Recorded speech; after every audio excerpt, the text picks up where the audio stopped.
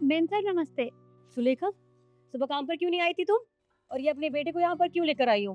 काम दिलवाना है इसे।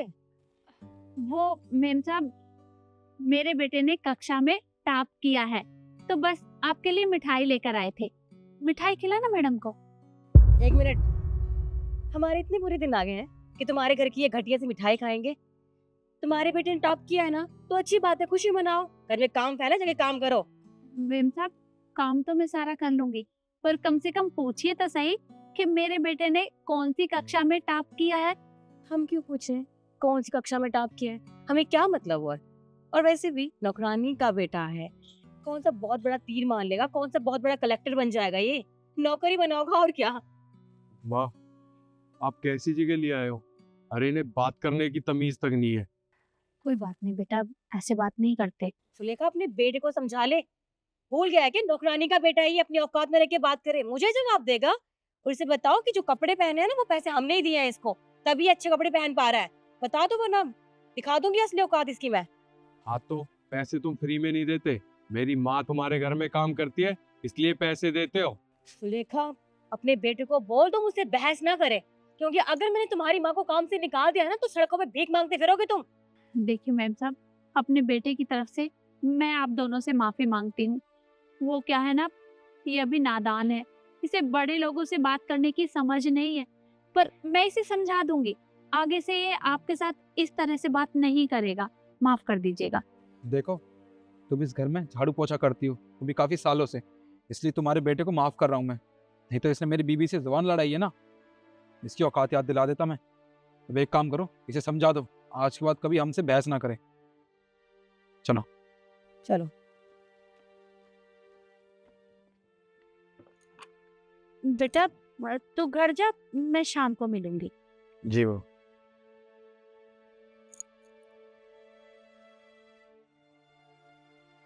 इसने मेरी माँ की बेइज्जती की है, ये मैं बर्दाश्त नहीं कर सकता। और क्या कह रही थी, गरीब का बेटा कभी कलेक्टर नहीं बन सकता? अब मैं इसे कलेक्टर बन के दिखाऊंगा।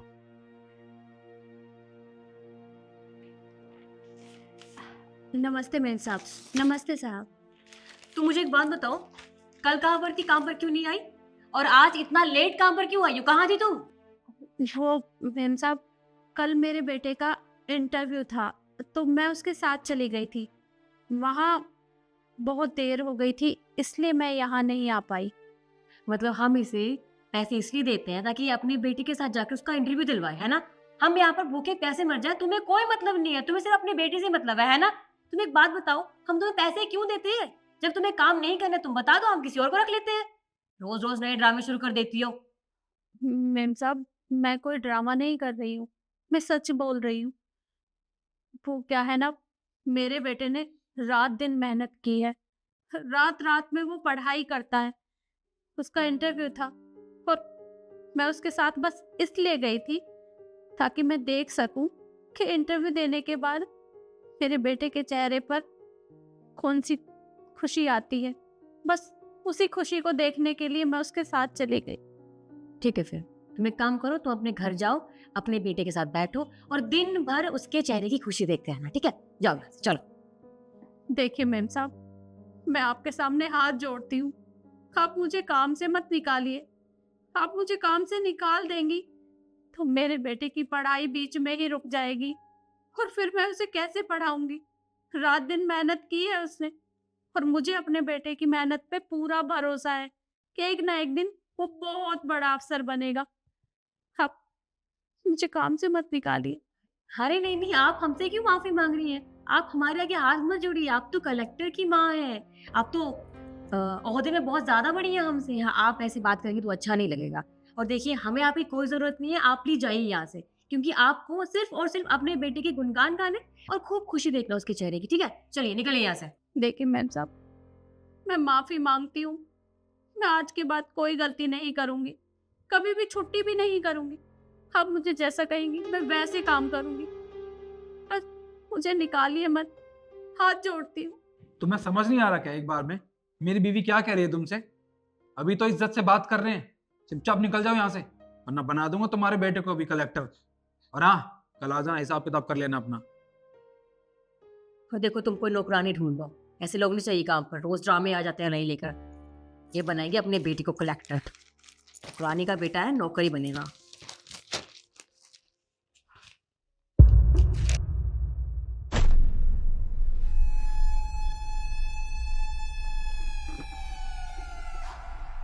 जी बताइए।